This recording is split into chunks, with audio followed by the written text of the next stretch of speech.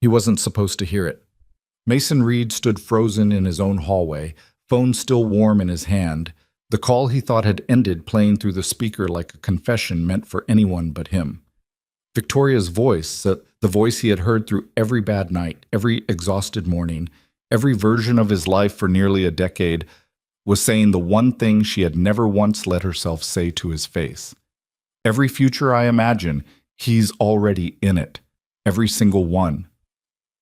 If you've ever loved someone too long and too quietly to say it out loud, this story is for you. Like this video, drop your city in the comments, and let's begin. The apartment smelled like burnt toast and grape juice. That was the first thing Mason noticed when he stepped through the front door at 9:47 on a Tuesday night. The sharp, slightly sweet smell of a 6-year-old's dinner disaster that had somehow gone unaddressed since that afternoon. He dropped his keys into the ceramic bowl by the door, the one his daughter Lily had painted for him at her school art fair 2 years ago. Lopsided, mint green, with the word Dad spelled in uneven orange letters that leaned slightly to the left, like she'd started to run out of room. He loved that bowl more than most things he owned. Lily? He set his laptop bag against the wall and moved toward the kitchen. The light above the stove was still on, casting a warm yellow glow across the counter where a half-eaten piece of toast sat on a paper towel. Cold. Long abandoned. The grape juice was in a plastic cup with a lid on it, barely touched. He found Rosa, his neighbor's teenage daughter, who watched Lily on his late nights, curled up on the couch with her phone, earbuds in, completely oblivious. He tapped her shoulder. She nearly levitated off the cushions. "Oh, Mr. Reed, sorry, I didn't hear you. She asleep?" "Yeah, went down around 8:30. She was really good. We watched that dinosaur thing she likes. Then she just kind of passed out." Rosa was already pulling on her jacket, efficient in the way teenagers get when they sense a parent wants their space back. She asked about the toast. "I made it for a snack, but she said it tasted funny. I think I left it in too long." "It's fine." He handed her 2 folded bills from his wallet. "Thank you, Rosa." After she left, he stood in the kitchen for a moment doing nothing, just breathing. It had been a long day. A long week, really. He was a project manager at a mid-sized architecture firm downtown, the kind of job that paid well enough but extracted pieces of you slowly, meeting by meeting, revision by revision. He was good at it. He showed up, he delivered, he stayed calm when everyone else was spiraling. He was, by most measurable standards, reliable. That was what people said about Mason Reed. He's reliable. Like it was the only interesting thing about him. He checked the stove was off, poured the grape juice down the drain, and made his way down the hall to Lily's room. The door was cracked. He pushed it open quietly. She was sideways on the bed, the way she always ended up. She started the night tucked in properly and somehow migrated 45 degrees by morning, one sock on, one off, her stuffed elephant wedged under her chin. Her dark hair was fanned out across the pillow. She had her mother's nose, slightly upturned, and Mason's stubborn jaw, which he'd noticed lately with something between pride and dread because he knew exactly how much trouble that jaw could make. He stood in the doorway for longer than he needed to. 6 years old. He'd been doing this alone since she was 14 months old, since the night Danielle had sat across the kitchen table and told him, with almost clinical calm, that she wasn't built for this. For what? He'd asked. She gestured at the baby monitor on the counter, at the dishes, at him. For any of it. She'd left 2 weeks later. New city, new life, occasional birthday cards that Lily was too young to understand and Mason was too tired to explain. He wasn't bitter. Or maybe he was, somewhere underneath, but he'd buried it so deep and so long ago that it had stopped feeling like bitterness and started feeling like just the shape of his life. He pulled Lily's blanket back over her, repositioned the elephant so it wouldn't fall, and backed out of the room. In the hallway, he pulled out his phone to text Victoria. "Heading home from the office?" he typed, then changed it to, "You up?" Then deleted that too because it sounded weird at 10 o'clock on a Tuesday. He finally just typed, "Long day. Hope yours was better." He'd known Victoria Langford since they were 22 and 20 years old, respectively, sitting across from each other in a cramped study room at the university library during finals week. She'd borrowed his highlighter without asking and then had the audacity to critique his note-taking system.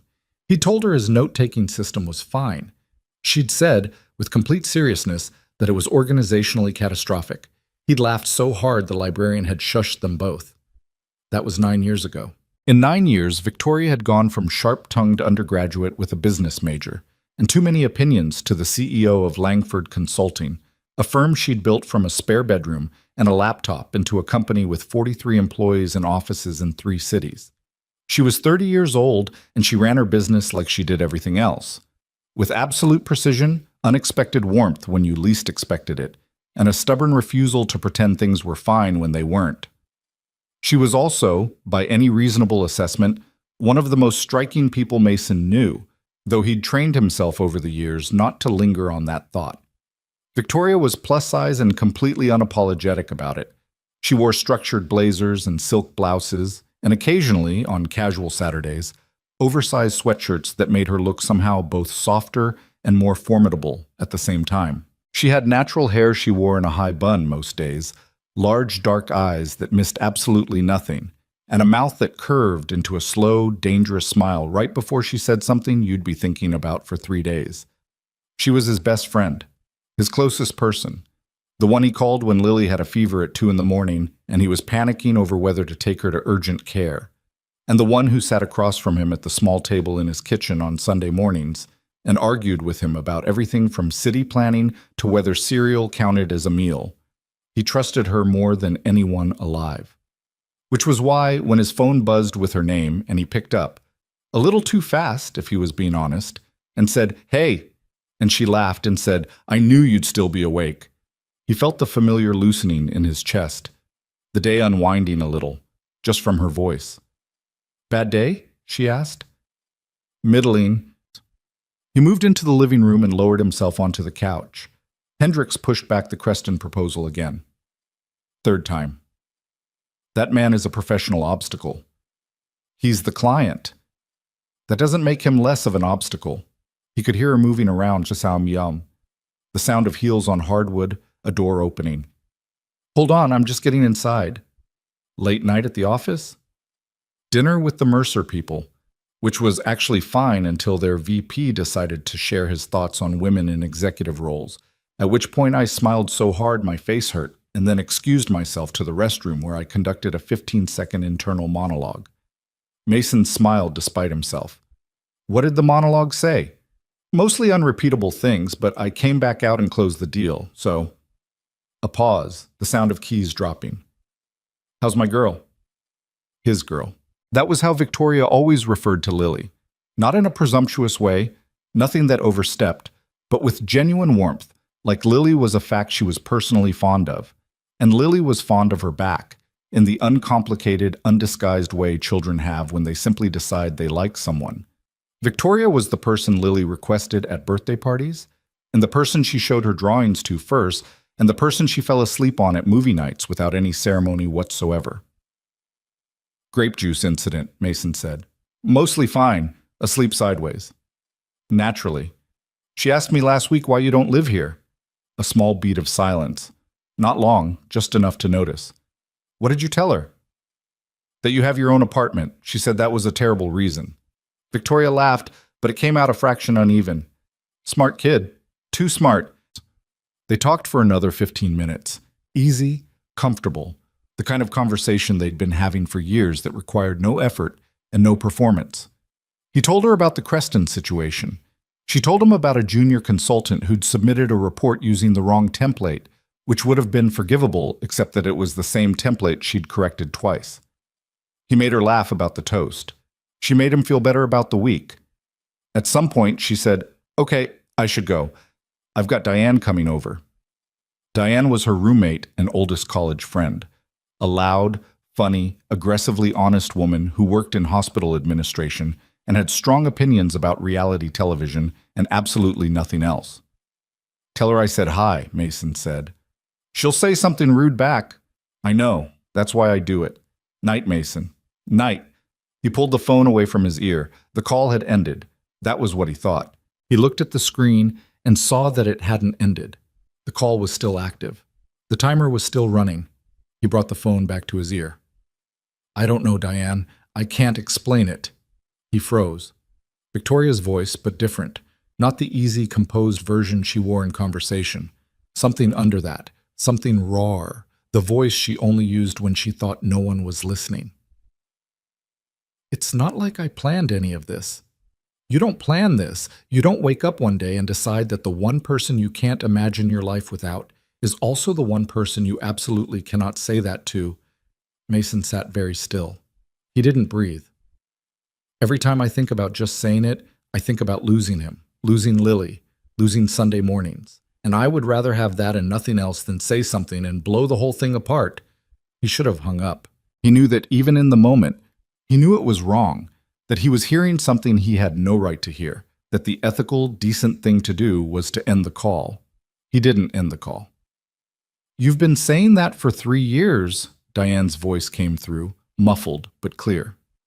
At what point does protecting the friendship become just being scared? Those aren't mutually exclusive. "Vic, I love him." The words came out flat and exhausted, like she'd been carrying them for so long they'd worn grooves into her.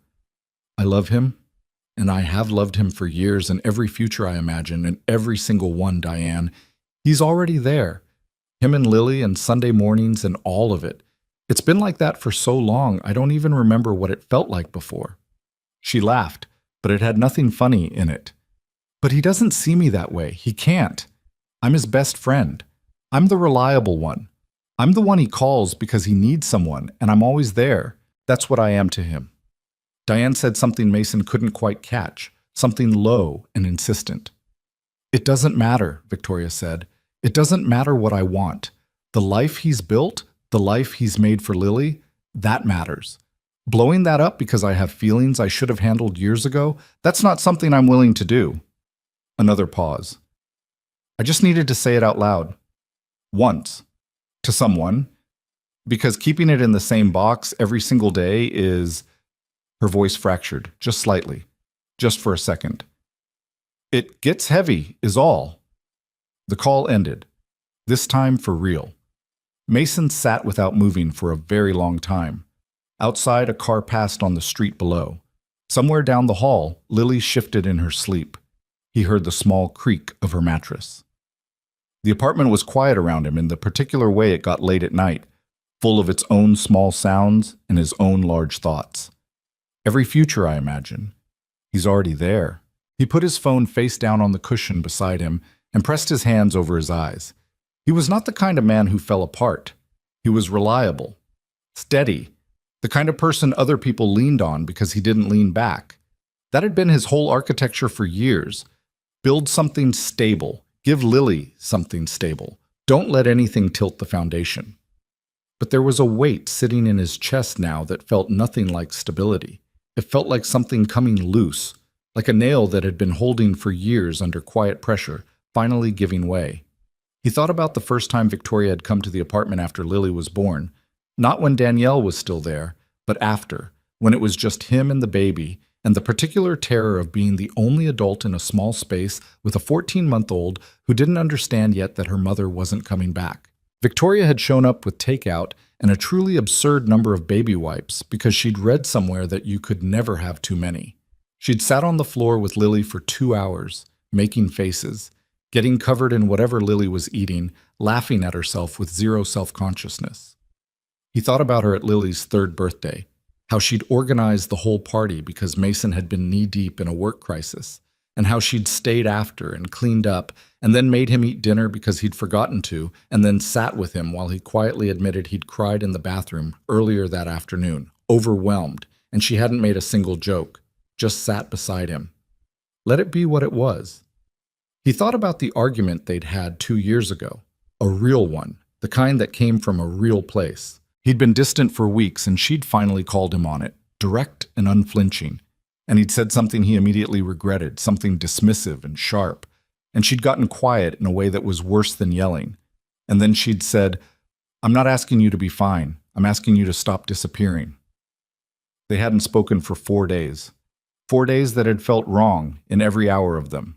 And then he'd called her and she'd picked up on the second ring, and neither of them had mentioned it again. He thought about every time he'd met a woman, at work, through friends, the 2 or 3 attempts at something like dating he'd made over the years. and how each one had felt at some point slightly off, slightly wrong, in a way he'd never been able to name. Not because they weren't good people, because they weren't her. He'd never let himself finish that thought. He'd cut it off every time, filed it under unrealistic, dangerous, stop it, and moved on. Every future I imagine, he's already there. He sat in the dark for a long time. Then he got up, checked the locks, turned off the kitchen light, and walked back to the hallway. He paused outside Lily's room again. She hadn't moved. The elephant was still under her chin. He stood there looking at his daughter, the thing he had built his whole careful life around, and felt the ground shift, just slightly, under everything. He didn't sleep well. That wasn't unusual exactly. He was a light sleeper, had been since Lily was an infant, and he'd trained himself to wake at small sounds. But this was different. This was lying in the dark with his eyes open, the ceiling looking back at him, that voice looping through his head with a persistence that felt almost cruel. It gets heavy, is all. He thought about calling her. Twice. The first time he picked up his phone and looked at her name in his contacts, Vic, and put it back down because it was after midnight and he didn't know what he would say. The second time he got as far as pulling up the call screen before he caught himself and thought, and then what?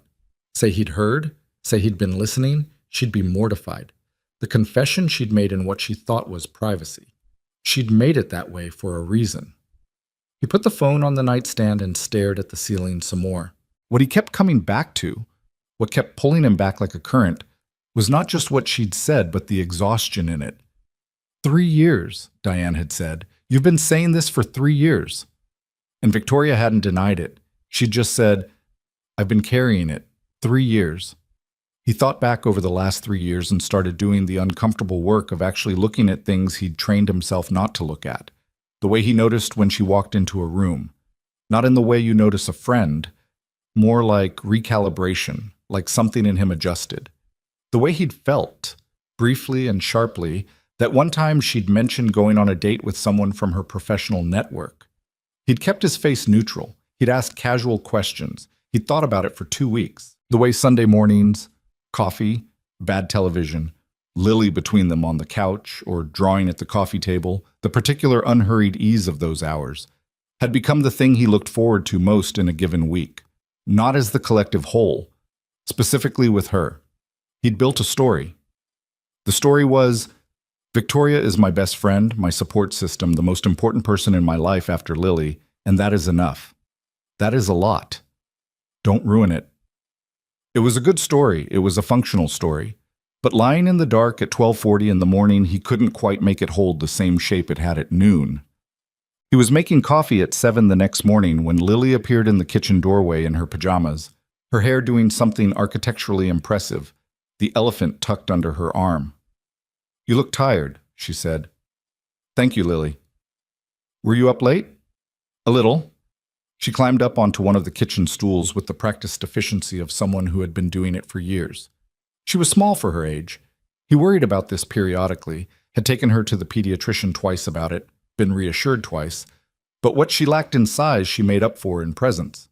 She had an unusual stillness for a 6-year-old, a way of watching things carefully before she spoke. Can we have waffles? We can have cereal. Waffles are better. Waffles take 20 minutes. She considered this. That's okay. I'm not that hungry yet. He stood there for a moment, spatula in hand, looking at his daughter. She was already reaching across the counter for the box of crayons she'd left there yesterday, pulling out a piece of paper, settling in with the particular self-contained focus she had when she was drawing. This was the thing. This was what he'd built. This small, stubborn, beautiful life with its cereal negotiations and lopsided bowls and grape juice incidents and the elephant that went everywhere. This was what he'd protected with every cautious decision, every controlled feeling, every boundary he'd quietly maintained. He didn't regret any of it. But he wondered, for the first time in a long time, what it would look like if Victoria was in this kitchen too. Not visiting, just here. He caught the thought, set it aside, made waffles. He texted her at 10 that morning after he'd dropped Lily at school. You around this afternoon? Wanted to catch up. She responded within 10 minutes. Meetings till 2. Park after? The one by the fountain. He sat with his phone in the car outside the school after Lily had run inside with her backpack bouncing. Park after meant a lot of things. It meant the bench near the eastern fountain they'd claimed by habit, the one under the tree that provided questionable but technically present shade. It meant coffee from the cart nearby that he always overpaid for and she always criticized for being overpriced despite also ordering from it every time. It meant an hour of the easy company that had become, without either of them formally deciding it, essential. "Sounds good," he typed. He drove to work. He accomplished very little. She was already at the bench when he got there at 2:15, coat folded over the arm beside her, a coffee in each hand. Her hair was in its usual high bun, slightly loosened from the day. She was wearing a gray blazer over a cream blouse, her work clothes still on, which meant the meetings had run long, which they always did. She handed him a coffee when he sat down. "Overpriced," he said. "Enormously," she agreed. "I got you the medium. You usually get me the large." The large would have meant talking to Eduardo for an additional 45 seconds, and I had a meeting run to 2:15. "Fair." They sat for a moment. The fountain moved somewhere nearby. Two kids were feeding something to the birds at the path's edge, their mother watching with the watchful, tired eyes of someone who's learned to choose their battles. Mason held his coffee in both hands and looked at the path ahead. He'd spent the morning constructing several versions of this conversation. None of them felt right. The honest version felt like detonation. The casual version felt like cowardice. He'd settled, somewhere between his third and fourth failed attempt at the Creston proposal, on something in the middle. Truth. But the surface of it. Just enough. "I heard your call last night," he said. The words came out quieter than he'd intended. Not an accusation, just a statement. Beside him, Victoria went very still. Not the kind of still that means nothing. The specific kind that means everything has just recalibrated at once. "I thought it had ended," he said. "I wasn't listening on purpose, and I should have hung up. I know that. I stayed on longer than I should have, and that's on me, and I'm sorry for it." He could feel her not looking at him. He wasn't looking at her either. "How long did you—" Her voice was careful, controlled, but barely. "What did you hear?" "Enough." A long pause. "Mason, you don't have to explain anything," he said. "I'm not asking you to, He stopped. Tried again. "I couldn't sit with it and act like I didn't know. That felt dishonest. And we don't do that. The fountain, the birds, the mother deciding that yes, this was worth intervening in after all." "I'm embarrassed," Victoria said, finally, at a volume that suggested it cost her something. "I want you to know that. Whatever you think you heard, I don't think I heard anything. I know what I heard." She exhaled, slow. "Okay." A pause. "Okay." Another long quiet. "How long?" he asked. She didn't pretend not to understand the question. "A while." She turned the coffee cup in her hands. "Longer than I'd like to admit to you right now, honestly." She laughed once, brief and hollow. "This is mortifying." "It's not." "Easy for you to say." "Victoria." He said her name the way he rarely did, with full weight, without the shorthand. She turned finally and looked at him. Her eyes were steady but working hard to be. "It's not mortifying. None of it is." She watched his face. "I need to say something," he said. "And I need you to let me finish before you, Mason, before you redirect or deflect, or let me finish." She closed her mouth. "I've been building reasons why not for years. Good reasons. Real reasons. Lily, stability, the friendship, all of it. I believe them. I still believe some of them." He turned the cup in his hands. "But last night I lay awake and I did something I don't usually let myself do. I actually looked at it. What I've been not looking at." She waited. "You are the person," he said. "That's the whole sentence. You are the person, and I've been standing next to that fact with my back turned to it for as long as I can remember. And He paused. "I don't think I can do that anymore." The fountain moved. The birds scattered briefly from the path and resettled. Victoria looked at him for a long moment. Something in her face shifted. Not falling apart, but releasing. like a thing held too long under pressure, finding a way to breathe. "You heard me say I was afraid of losing you," she said. "I heard that. That's still true. I know. I'm not going to just—" She pressed her lips together. "I'm not going to pretend that one conversation fixes the part where I've been terrified for years. That doesn't just go away. I'm not asking it to. And Lily loves you," he said. "You already know that. She told you to move in. She's 6 and she's already ahead of both of us." Something broke loose in her expression, not quite a smile, something more complicated and more honest than that. "She is ahead of both of us," Victoria said. "Significantly." A pause. "I'm scared," she said. The words came out plainly, without decoration. "I need you to know that I'm scared. Not of you. Of it not working. And then what? Of what we'd lose." "Me too," he said. "I've been scared of that for as long as I've known I had something to be scared about." She looked at the fountain. "What do we do with that?" He thought about it. Not a quick answer. An actual answer. "I think," he said slowly, "that we've been protecting the friendship from something that was already part of the friendship. And I don't know exactly what comes next, but I think we start with telling the truth instead of managing it." She sat with that. Then, quietly, without fanfare, without the relief of a clean resolution, she reached over and put her hand over his where it rested on the bench, not holding it, just placing it there, warm and present and careful. "Okay," she said. It was not the end of anything. Both of them knew that. It was the beginning of a longer, harder, more important conversation. The kind that doesn't resolve in an afternoon on a bench, the kind that gets interrupted by work and Lily's school schedule and old fears that don't evacuate just because you name them. But it was the first true thing. The first one neither of them walked away from. Mason looked down at her hand on his, then at the path ahead, then, briefly, at the side of her face while she looked at the water. He thought about Sunday mornings.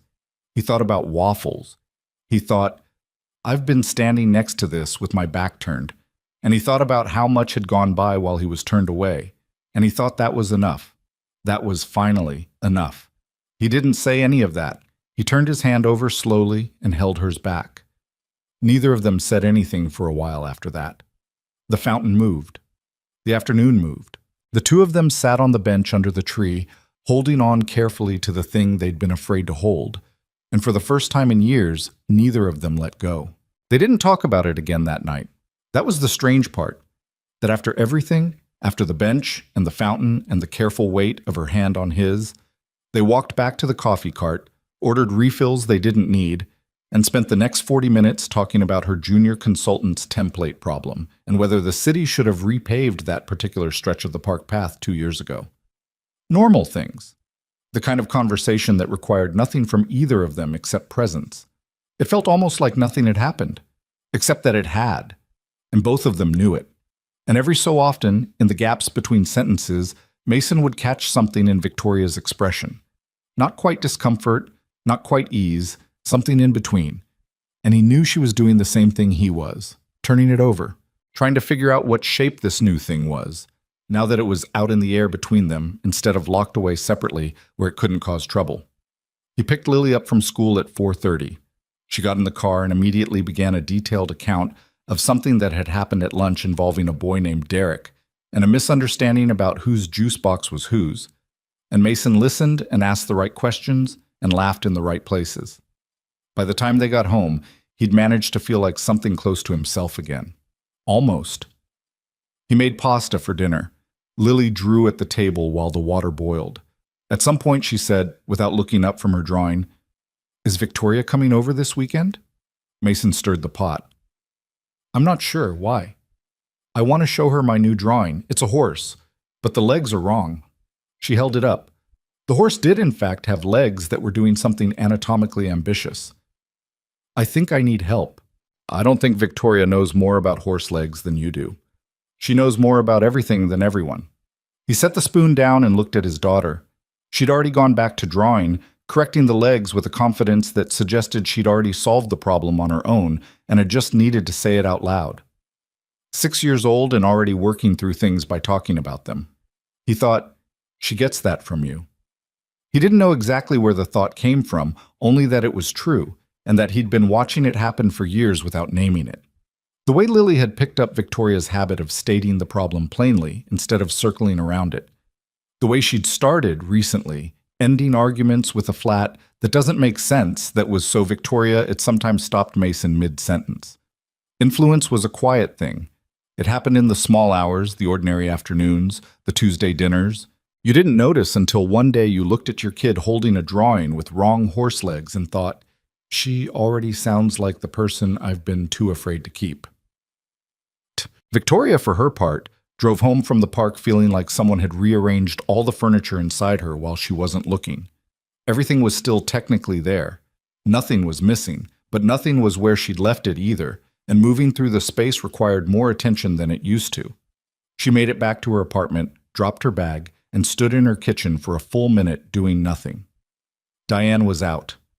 Thank everything. She did not have the bandwidth for Diane right now.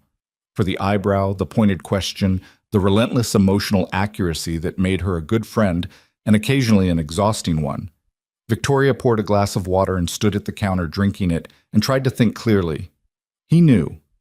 That was the fact she kept bumping into. He knew, and he hadn't stepped back. He hadn't gone quiet and careful the way people do when they're about to manage you out of a situation. He'd said something. He'd sat next to her on a bench in the middle of a Tuesday afternoon and said, "You are the person," and then held her hand.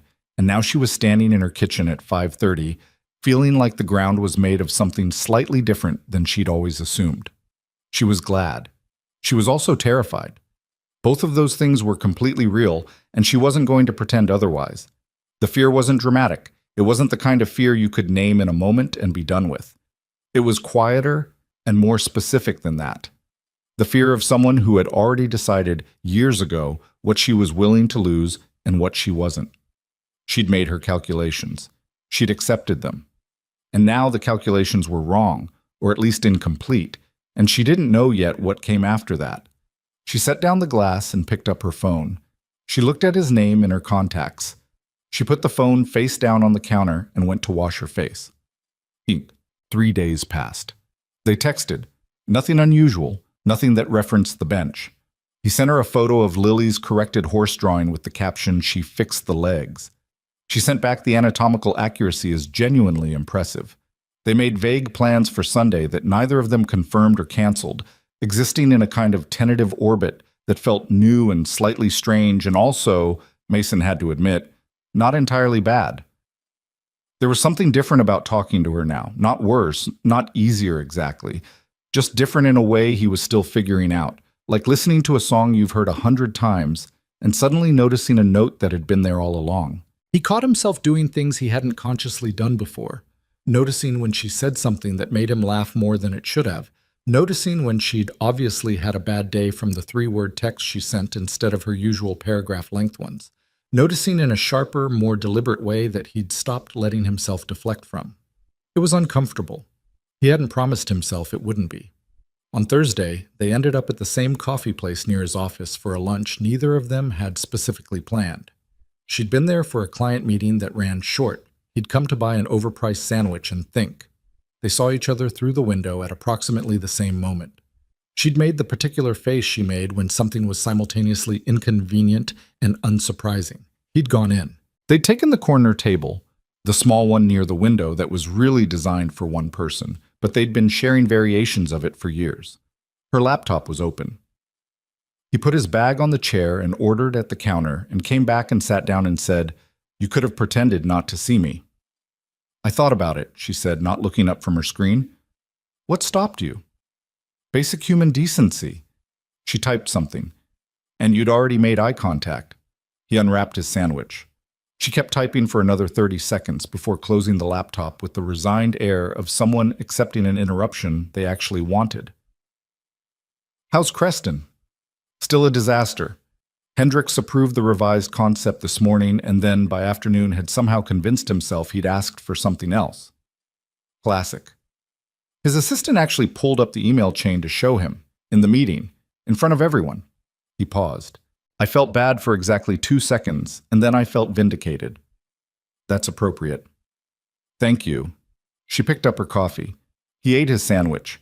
Outside, a group of office workers passed in a cluster, someone in the middle talking too loudly on their phone about a pipeline. How's the Mercer account? He asked. Fine. Moving. The VP who made the comment at dinner sent an email this morning that was technically an apology. Technically. Technically, as in it contained the word sorry and then immediately explained why he wasn't entirely wrong. She looked at the street. I've started cataloging these. The qualified apology, the preemptive redirect, the I didn't mean it that way where the that way is doing a lot of structural work. You should publish it. I should. A field guide to saying sorry without meaning it. I'd write it in a week. I'd buy it. You'd get it for free. I'd make you proofread it. He smiled. She did too. Briefly, the real kind. Not the composed professional version, but the one that appeared when her guard was slightly down and something actually landed. Then they both looked at their respective things, sandwich, coffee, and the easy moment passed into something slightly more weighted. Are we okay? She said eventually.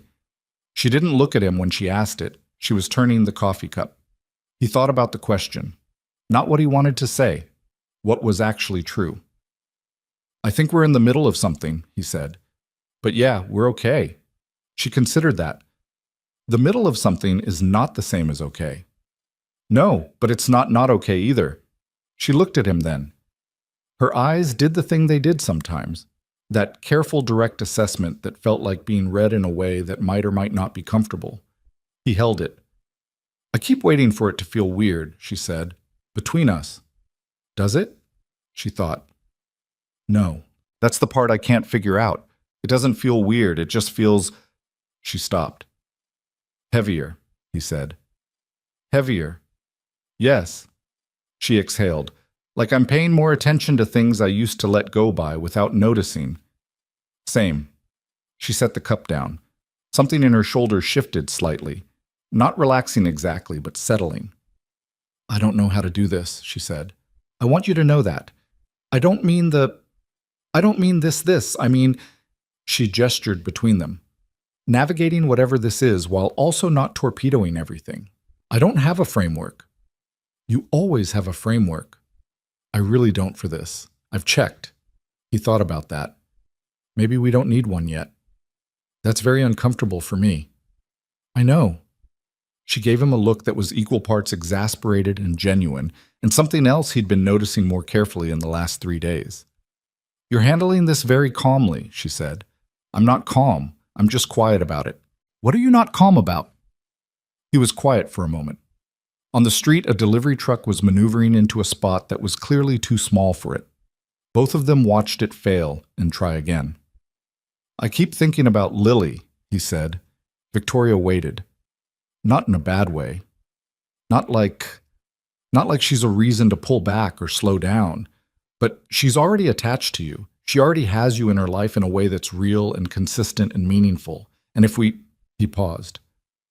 If this goes badly, if we try something and it doesn't work and we lose each other, she loses you too. He turned his coffee cup. She doesn't get a choice in that, and that's heavy, Victoria said quietly. Yeah. She was quiet for a long moment. Outside, the truck finally made it into the spot with about 4 inches to spare. I think about that too, she said.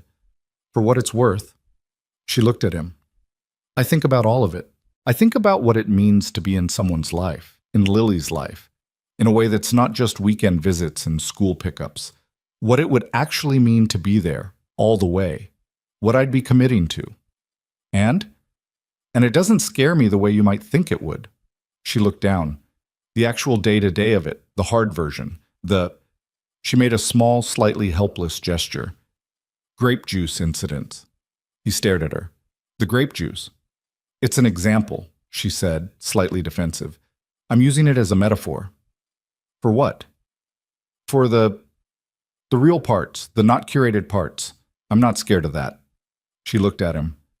I'm scared of wanting all of it and being wrong about whether I'm ready for it. Those are different things. He sat with that. He thought about the version of this he'd been carrying in some locked-off corner of his chest. Not a fully formed thought, more like a shape he hadn't turned toward. The version where Sunday mornings weren't just Sunday mornings, where the person who already knew where he kept the spare key and already knew Lily's comfort routines and already knew exactly when he was having a bad week by the particular way he texted, where that person was just there, all the way there. He'd been so careful not to want it. I made a lot of decisions after Danielle left, he said, about what I was and wasn't going to risk, what I was and wasn't going to let in. He looked at the table.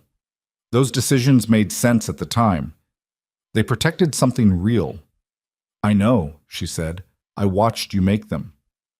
They also... He stopped. I think I made some of them past their usefulness, and just kept holding them because they were familiar. Victoria didn't say anything right away. She was looking at him in that full, careful way. For what it's worth, she said, the whole time you were making those decisions, you were still one of the best people I knew. Not because you were guarded, despite it. She paused. I want you to know that. Not because it changes anything, just because it's true. He looked at her for a long moment. You're better at this than I am, he said. At what? At saying the true thing plainly. I have a 20-year head start on being deeply uncomfortable with this particular situation, she said. I had to get good at talking around it. He laughed. A real one. Short and surprised. She smiled at the table. They sat there a while longer. His sandwich finished, her coffee cooling, neither of them in any particular hurry to move. The afternoon light was doing something pleasant through the coffee shop window that neither of them commented on. Outside, the delivery truck driver had gotten out and appeared to be on a phone call, gesturing at the too small space with the energy of someone making a very strong case about something. Sunday, Victoria said eventually, packing up her laptop. Sunday, he confirmed. It wasn't a plan exactly. It wasn't a declaration. It was what it always was. A standing fact. A routine that had been part of both their lives so long it had stopped needing to be proposed. But it felt different as she said it now. Not heavier, just more deliberate, like something they were both choosing, consciously, on purpose. She stood, shouldered her bag, and then paused. She looked at him. Mason? Yeah. Thank you for not making it weird. I'm sure I'll make it weird eventually. Probably, she said. But not today. She left. He watched her go through the window, the way she moved with that particular purposeful ease, the slight turn of her head as she checked her phone before she rounded the corner and was gone. He sat with the last of his cold coffee and the quiet that came after. He thought about 9 years, the whole long line of them, every version of what they'd been to each other, every way the thing between them had shifted shape without either of them formally acknowledging it. He thought about all the things said in coffee shops and park benches and Sunday mornings that had added up to something that didn't have a category yet. He was a man who liked categories. He liked knowing where things went. He'd built an entire life on knowing where things went. This thing didn't have a place yet. He was less afraid of that than he thought he'd be. He put on his coat, left a tip, stepped back out into the afternoon. Sunday came the way Sundays do. Not dramatically, but with a kind of settled weight. Lily had been up since 6:30, which Mason knew because he'd been lying awake since 6:15, thinking, and Lily appeared in his doorway at 6:31 with the elephant and the information that she was hungry, and also that she had been thinking about horses again. He made waffles. Victoria texted at 8:47, bringing the thing from that coffee place you pretend you don't love. He typed back, I've never pretended. You've definitely pretended. I tolerate it. You ask for extra of the thing. He put the phone in his pocket and finished the batter. When she knocked at 9:15, Lily was already at the door before Mason reached the hall. She yanked it open with both hands and stood there looking up at Victoria with the straightforward appraisal of someone who had been anticipating this. I fixed the horse legs, she announced. Victoria stepped inside, coffee carrier in one hand, the white bakery bag in the other. She looked down at Lily with complete seriousness. Show me. Lily turned and ran for the kitchen. Victoria followed, and by the time Mason came around the corner, Victoria was sitting at the kitchen table with the drawing held at arm's length, examining it with the concentration she usually applied to quarterly reports. The legs are correct, she said. The tail is slightly aggressive. Lily frowned. What does aggressive mean? Enthusiastic, Mason said. Right, Victoria agreed. Enthusiastically large. Lily took the drawing back and looked at the tail. I like it. It's working, Victoria said seriously. Keep it. Lily took the drawing and disappeared toward her room with the satisfied air of someone whose work had been properly reviewed. Victoria set the bakery bag on the table, caught Mason's eye across the kitchen, and something moved between them, quick and quiet and complicated. Before Lily came running back for the pastry, she'd already spotted. Sunday moved the way it always did. Except it didn't, quite. But they let it. That was the thing. They let the ordinary keep being ordinary. And underneath it, something else was settling into place, the way groundwater moves, slow, invisible, altering the landscape before anything on the surface shows. The wedding invitation had been sitting on Victoria's kitchen counter for 3 weeks. She'd propped it against the fruit bowl. Ivory cardstock, gold lettering, the kind of formal weight that meant someone had spent real money on paper, and walked past it every morning without making a decision. Her cousin Renata was getting married to a man named Paul, who sold commercial real estate and made Renata laugh in a way nobody else ever had, and Victoria was genuinely happy for them. That part was uncomplicated. The complicated part was the +1 line. She'd mentioned it to Mason on a Wednesday, casually, the kind of mention designed to sound like it required nothing from either of them. Renata's wedding is the 14th. I might need a human shield against my Aunt Carol, who will definitely ask about my relationship status within 4 minutes of arrival. She'd said it lightly, like a joke, because it was easier that way. Mason had said, without hesitating, I'll go. She'd looked at him. You don't have to. I know. He'd already gone back to whatever he was reading. What time? That was 6 days ago. They hadn't discussed it further. Rosa was confirmed for Lily. Victoria had bought a dress.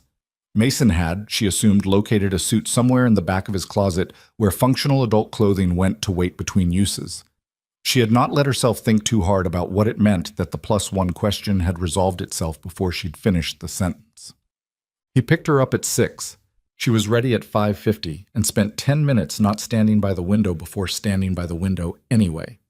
When his car pulled up, she counted to 30 before going downstairs, which felt like an embarrassing thing to do, but she did it regardless. He was leaning against the passenger side door when she came out, jacket on, tie slightly off-center the way his ties always were, because he never fully committed to the last half-inch of tightening. He looked up when he heard the door. She watched him take her in. Not a slow look, not performed, just the natural, unguarded second that happened before people remembered to be composed. His expression didn't change dramatically, but something in it settled differently. The tie, she said, reaching him. I know. He stood still while she straightened it, which she'd done before at other events over the years. It had never felt like anything other than the practical thing it was. Tonight her fingers were slightly more deliberate about it, and they both knew it, and neither of them said so. Better, she said. Thank you. They got in the car. Boss. The venue was a converted estate about 40 minutes outside the city, the kind of place with original stone walls and ivy that people spent enormous amounts of money renting for exactly one evening. The main hall had been dressed in cream and deep green, candles on every surface, the whole thing warm and slightly amber lit in a way that made everyone look more beautiful than they usually did. Victoria had been to enough events in her professional life that venues didn't impress her, but she noticed, walking in beside Mason, the particular effect of candlelight at close range, and made a conscious decision not to read into it. Her Aunt Carol found them within 6 minutes. Victoria had given herself 4, so this felt like a minor victory. Carol was 63, sharp-eyed, affectionate in the specific way of women who love you, and also have opinions about every choice you've ever made. She came at them from the left near the welcome table, both arms already extended. Victoria.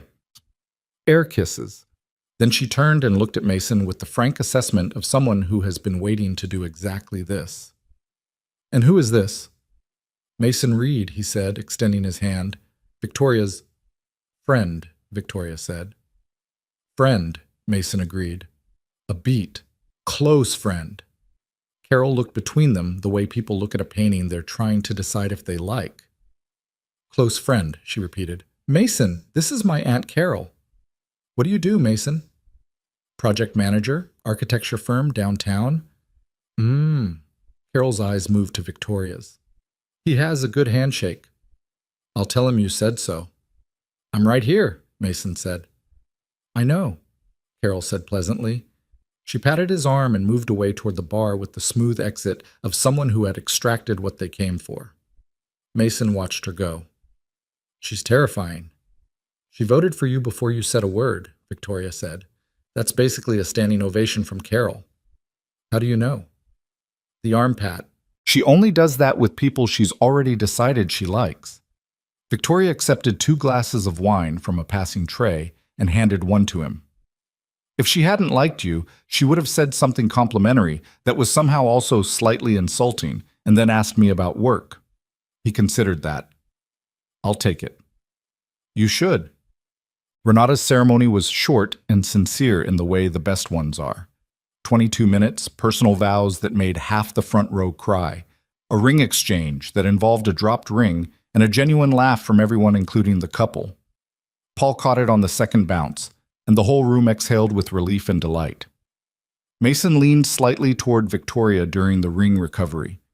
That's going to be the story they tell forever. Absolutely, she said quietly. They'll be dining out on that for 30 years. Good. She looked at him. Good? The best couples always have something like that, something that went wrong in a way that was actually right. He was watching the couple, not her. Something real. She turned back to the ceremony. Renata and Paul were laughing, the officiant included, the whole moment loose and human and nothing like the polished choreography these things were supposed to be. Victoria thought, something real. She held that thought and said nothing. Dinner was round tables of 8, the kind of seating arrangement designed to produce conversation by proximity. They were seated with 2 couples from Renata's work, an older man named Gerald, who was apparently Paul's former professor, and a woman named Simone who seemed to know everyone and forget no one. Mason handled it the way he handled most social situations, quietly, attentively, speaking when he had something to say, and listening without the restless performance of someone waiting for their next turn. Victoria had always appreciated this about him. Plenty of the men she knew in professional settings filled every silence like it was a threat. Mason treated silence like information. Simone, who was seated on his other side, had apparently decided within 10 minutes that he was worth talking to. Victoria watched from the corner of her eye as they talked. Something about the city's development patterns, then about schools, then about Lily. Because Mason always talked about Lily when the conversation turned to anything real. She noticed the way his whole register shifted when he mentioned his daughter. Not softer exactly, but more grounded, more certain. Like whatever else was complicated, that part wasn't. At some point, Simone looked across Mason at Victoria and said, "How long have you 2 been together?" Victoria opened her mouth. "Long time," Mason said, not missing a beat. Then he glanced at Victoria, something behind his eyes that was not quite mischief and not quite honesty, and was probably both at once. "Long time coming, I mean." Simone smiled like she understood something they hadn't said. "I can always tell." Victoria took a sip of wine and looked at the table setting and decided that was enough of that particular thread. But she felt it. The way his answer had landed, the ease of it, which was worse somehow than awkwardness would have been. Because awkwardness would have meant it wasn't natural yet, and the ease meant it already was. Long time coming. The dancing started at 9. The band was good. Older musicians who played with the competence of people who had done this hundreds of times and still meant it. They opened with something upbeat, got the obligatory group dances out of the way, and by 9:30 had moved into the slower rotation that cleared the floor of everyone who'd only been there for the fun parts. Mason and Victoria had migrated to the edge of the room, near the open French doors that led to the garden. The night air was coming in, cool and slightly floral from whatever was blooming outside. Victoria had slipped off her heels 20 minutes ago and was holding them in one hand, her feet on the warm stone floor. They'd been standing near each other for a while without a specific reason to stand near each other, which was its own kind of reason. "Your cousin looks happy," Mason said.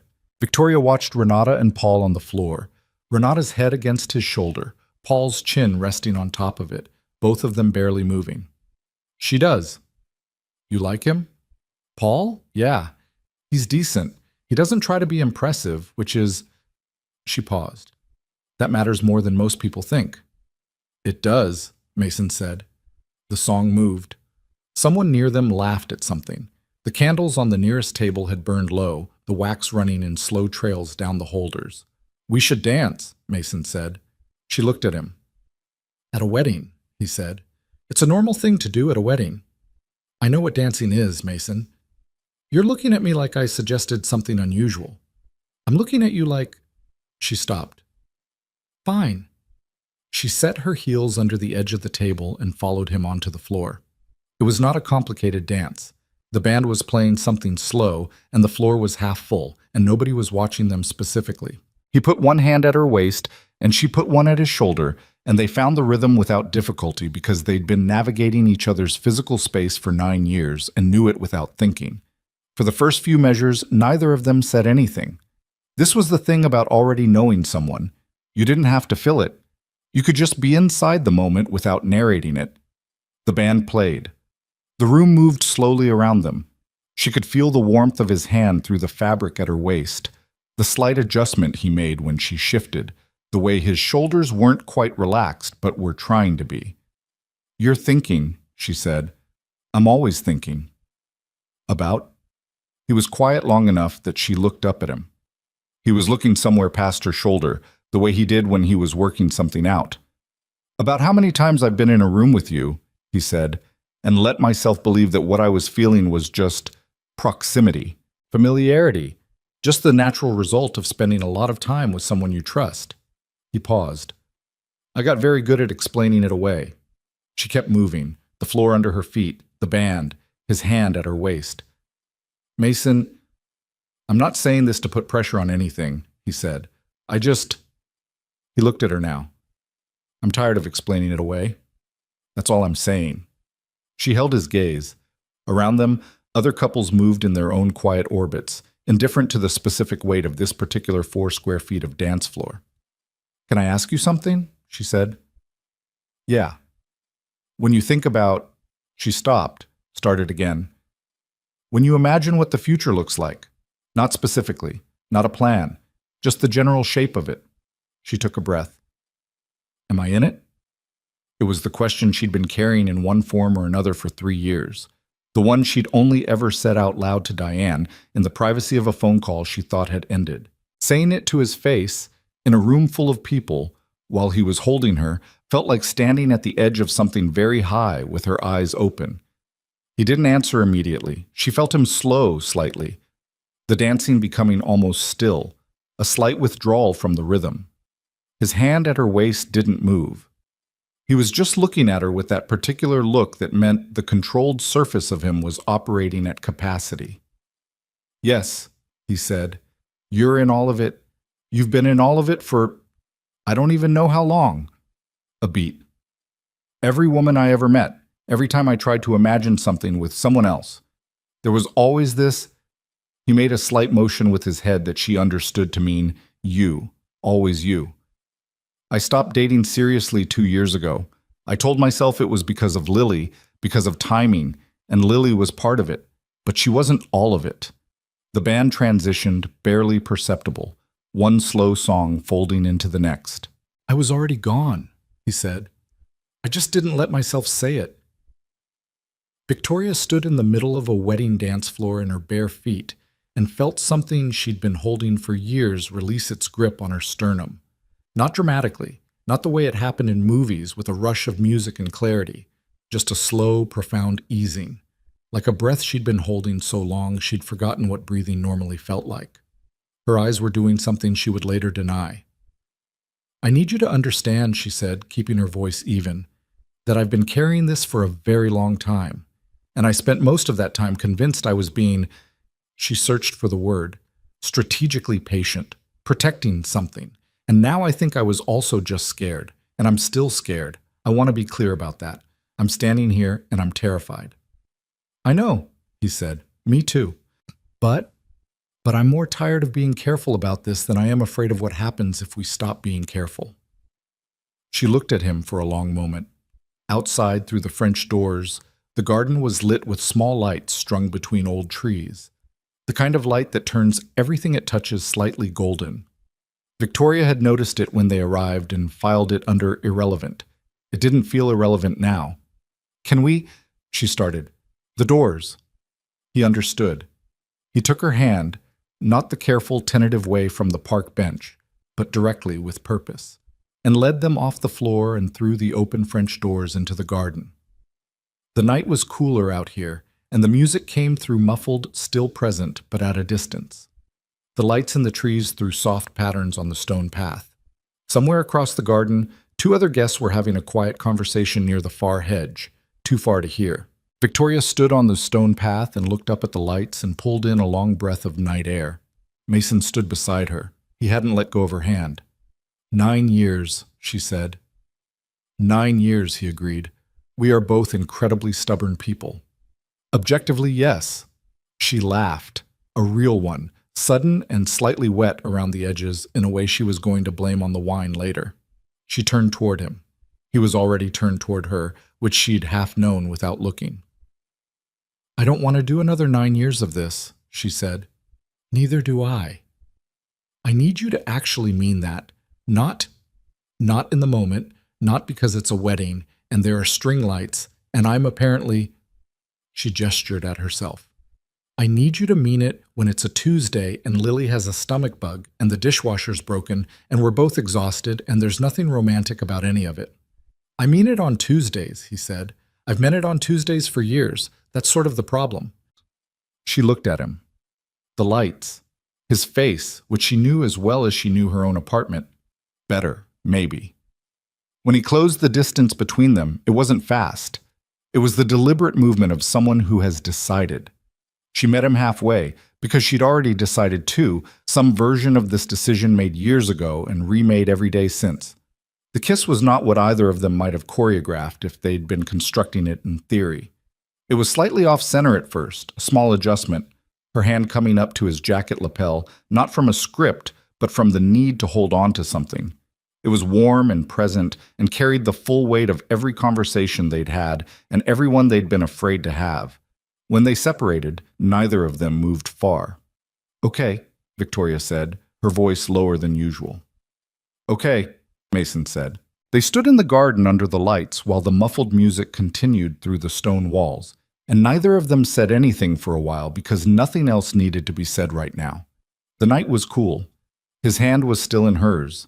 Somewhere inside, Renata and Paul were dancing on their wedding night, perfectly happy, the dropped ring already a story worth telling. Out here, something else had just become a story worth telling. Victoria rested her head against his shoulder the way she'd been carefully not doing for most of 9 years. His arm came around her, not tentatively, like it had always been meant to go there and had simply been waiting for someone to stop moving it away. The garden held the quiet around them. Above, the string lights held their small gold shapes against the dark. Nothing was resolved. Nothing was simple.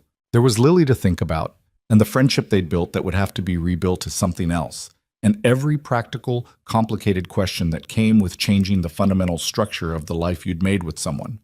But right now, in this garden, none of that was yet. Right now, there was just the two of them, standing still at the end of something and the beginning of something else, and the long overdue relief of not having to pretend. Victoria closed her eyes. She thought, this is what I was afraid of losing. And then, quieter, underneath, I can't believe I almost kept it from myself. Mason stood with his arm around her and looked at the lights and the trees and didn't think in words. He just stayed, present and still and exactly where he was, no part of him reaching for an exit. After a while, music changed. A louder song started up inside, breaking the mood enough that other voices began drifting from the direction of the French doors. Guests migrating, the reception reaching its later, looser hour. Victoria lifted her head. We should probably go back in, she said. Renata will notice. Carol definitely already knows. Carol knew when I walked in the door. She straightened up, not pulling away, just adjusting. She's going to say something unbearable. I can handle Carol. You have no idea what you're agreeing to. Probably not, he said. He looked at her. Something easy in his face now, the strain of the last several days finally let go. But I'll figure it out. She looked at him a moment longer. Then she took his hand again, different from the bench. Not cautious, not exploratory, just the straightforward fact of it. They went back inside. Carol, who was standing near the bar with a glass of something and an expression of elaborate innocence, caught Victoria's eye across the room and raised her glass a fraction of an inch.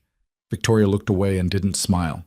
She smiled when Carol couldn't see it. The drive home from the wedding was quiet in the way that comes after something significant. Not uncomfortable, not strained, just full. Like a room after music stops, the silence still holding the shape of the sound. Mason drove. Victoria sat in the passenger seat with her heels back on and her window down 2 inches, the cool night air moving through the gap. Neither of them had said much since leaving the venue. They'd said goodbye to Renata, who had hugged Victoria for a long time, and whispered something Mason couldn't hear that made Victoria pull back and give her a look that was half warning and half something softer. They'd navigated the parking lot and the highway on-ramp in the first 20 minutes of the drive without needing to fill it. It wasn't avoidance. It was something closer to the careful way you carry a full glass, deliberately, because you don't want to spill any of it. He pulled up outside her building at 11:40, left the engine running. She didn't move immediately, which was its own kind of answer. "Do you want to come up?" she said. "I have coffee." "It's almost midnight." "I'm aware of what time it is, Mason." He turned off the engine. They sat at her kitchen table with coffee neither of them particularly needed, and they talked. Not about the garden or the kiss, not directly. They talked around the edges of it the way two careful people do when they've just crossed a line they can't uncross and are still figuring out what the new territory looks like. They talked about Renata and Paul and the dropped ring. They talked about Carol, who had apparently told Victoria's mother about Mason before the car cleared the parking lot, which meant Victoria would be getting a call in the morning. This produced a brief, complicated look on Victoria's face that Mason had never seen before. "Is that bad?" he asked. "My mother will be—" She paused. "She'll be enthusiastic. Is that bad?" "She's been telling me for 4 years to say something." Victoria wrapped both hands around her mug. "She's going to be very restrained about being right, and it's going to be agonizing." "I like your mother. You've met her twice. She's direct, and she doesn't pretend things are fine when they aren't. I like her." Victoria looked at him across the table. "She's going to ask when you're coming to dinner." "Okay.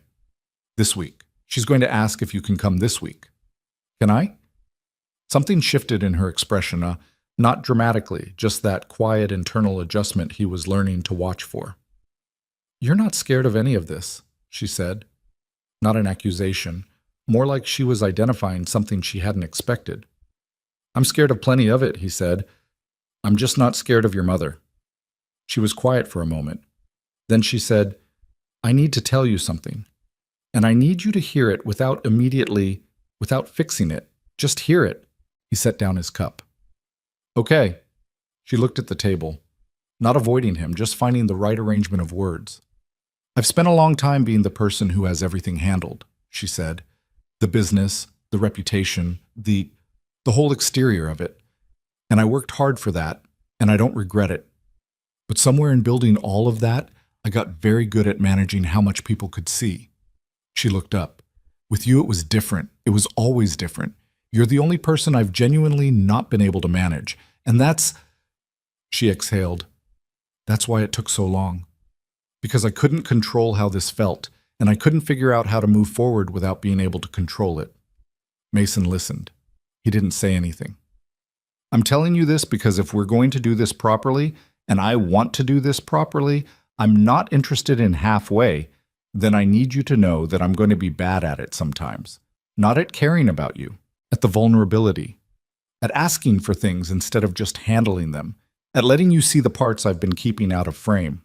She looked at her cup. "I wanted to say that now, before we're in the middle of it and it becomes a thing." He sat with that for a moment. "You've let me see you cry twice," he said. "That's different. You called me at 1 in the morning when the Mercer account almost fell apart 2 years ago and stayed on the phone for 2 hours because you didn't want to be alone with it.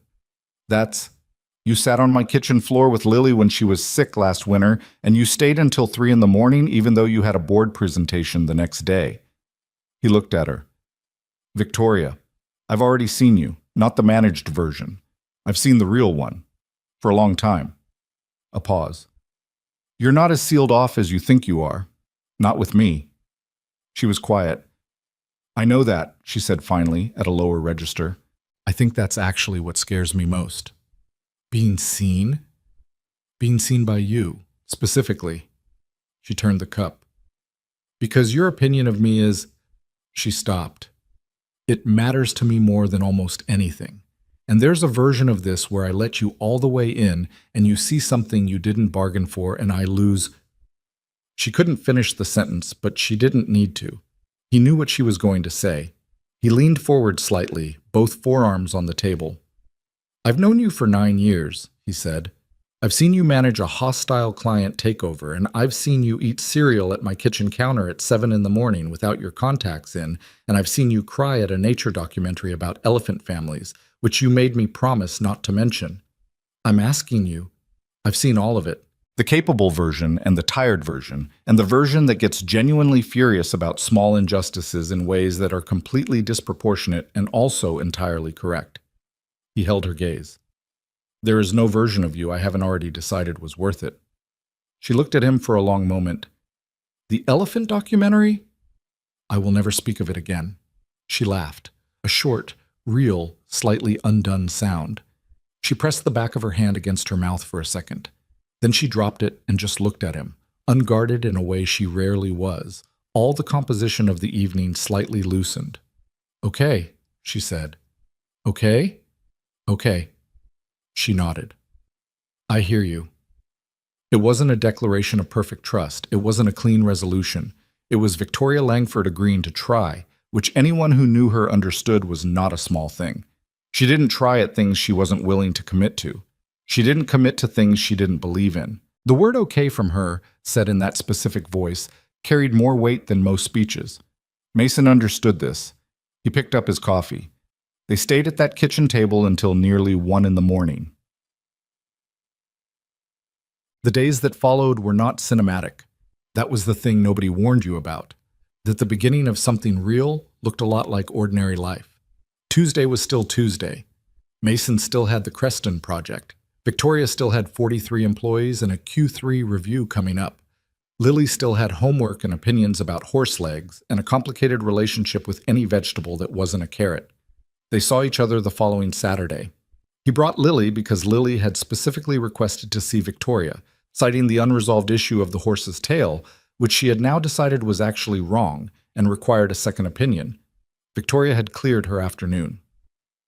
They spent 3 hours at her apartment, Lily drawing at the coffee table, Mason reading something work-adjacent on the couch, Victoria alternating between her own laptop and the drawing consultations that Lily required at regular intervals. At one point, Mason looked up and found Victoria cross-legged on the floor beside Lily, both of them bent over the drawing, Victoria saying something that made Lily dissolve into giggles and then immediately try to recover her seriousness.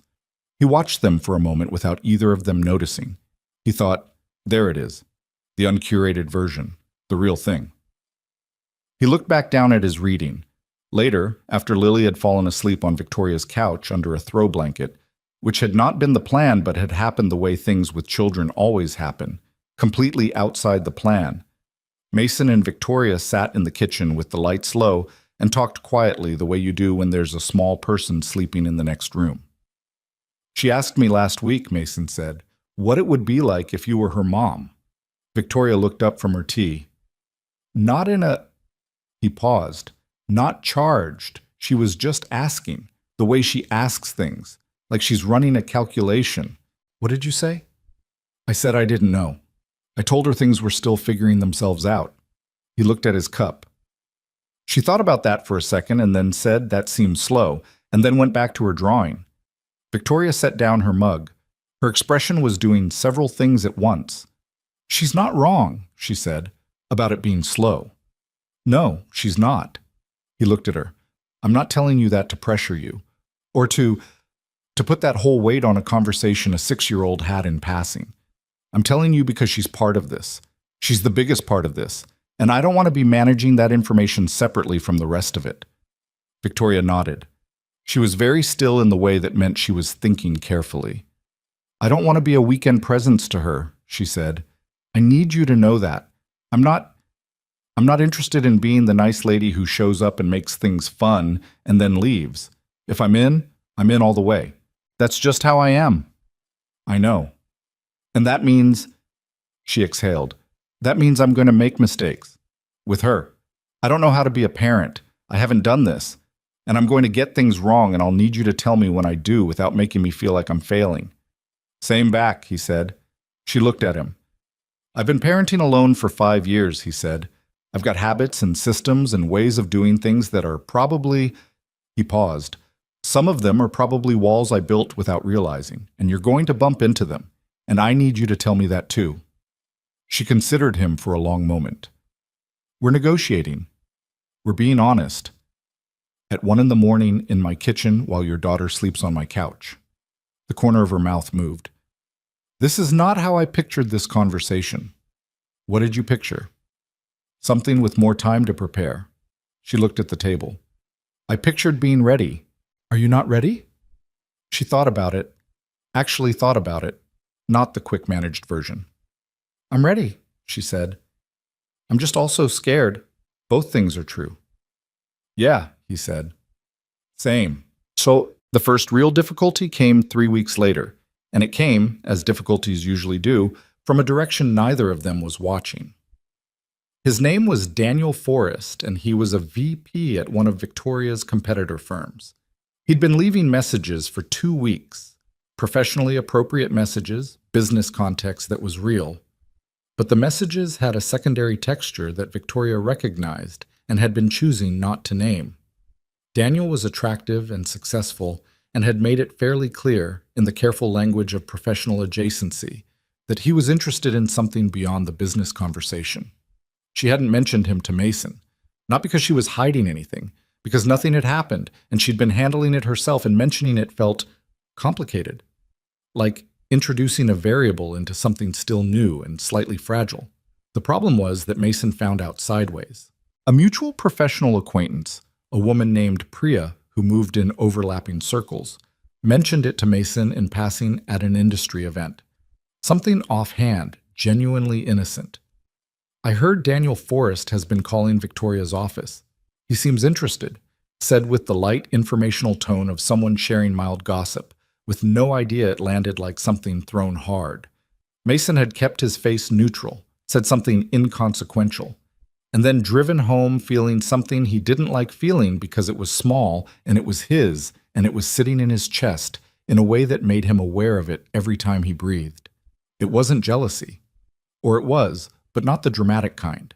Not possessive, not irrational. It was quieter and more uncomfortable than that. It was the realization that he didn't know about it, that Victoria had known something that touched on them, on this thing they were building, and hadn't told him. And that in the space of that not telling, his imagination had filled the gap with something that felt worse than whatever the truth was. He didn't say anything that night. He sat with it. He said something the next evening, when they were on the phone, and he heard himself say it before he'd fully decided to. Priya mentioned Daniel Forrest. A pause. Short, but there. Okay, Victoria said. Okay? Okay, yes, he's been calling. It's a professional matter with a personal undertone that I've been managing. You didn't mention it. Because there was nothing to mention. I haven't returned the calls beyond professional necessity. There's no... Victoria? He stopped. Made himself say the actual thing rather than the careful version of it. I'm not accusing you of anything. I'm telling you that I found out sideways and it bothered me. Not because of him. Because I didn't know. Because you didn't tell me. Silence on the line. The specific kind that means the other person is sitting with something they'd rather not sit with. You're right, she said. Not immediately, but not slowly either. I should have told you. Why didn't you? She took a moment. Because I didn't want to introduce something uncertain into something we're still building. Because it felt like... She paused. Like, if I mentioned it, it would become a thing. And it wasn't a thing. It still would have been better to know. Yes. A beat. I know. I was managing it instead of talking about it, which is, she exhaled, which is exactly what I told you I was going to be bad at. He sat with that. I'm not angry, he said. I know, you're worse than angry. You're quietly disappointed, which I would actually prefer not to experience again. I'm not disappointed in you, He tried to find the right word. I'm adjusting to the fact that this is new and we're both going to get things wrong, and this is apparently one of the ways you'll get things wrong. And one of the ways you'll get things wrong? He thought about it. Probably going quiet when I should say something. Going interior. Making you guess what I'm thinking when I should just say it. Yes, she said. That. A pause. Are we fighting right now? I don't think so. I think we're talking. Okay. She exhaled slowly. Okay, I'll handle Forrest directly this week, and I'll stop managing things sideways. I'll tell you. That's all I needed. You also needed to say something instead of sitting on it. He acknowledged that. Fair. The silence that followed was different from the difficult one that had opened the conversation. It was the kind that comes after two people have said the hard thing and survived it. We're going to be bad at this sometimes, Victoria said. Yeah, but we're going to say so. That's the deal, he said. She made a sound that wasn't quite a laugh. The deal. Very romantic. I think it is, actually. Another pause. Mason? Yeah. I don't want Daniel Forrest. I don't want anyone else. I want you to know that clearly and not just implied. She said it plainly, the way she said things when she decided they needed to be said. I've wanted you for years and now I have you, and the last thing I want is to blow it because I forgot to talk to you about something that didn't matter. He was quiet for a moment. The city was doing its night sounds outside his window. Down the hall, Lily had been asleep for 2 hours. I know, he said. I know that. But it's better said.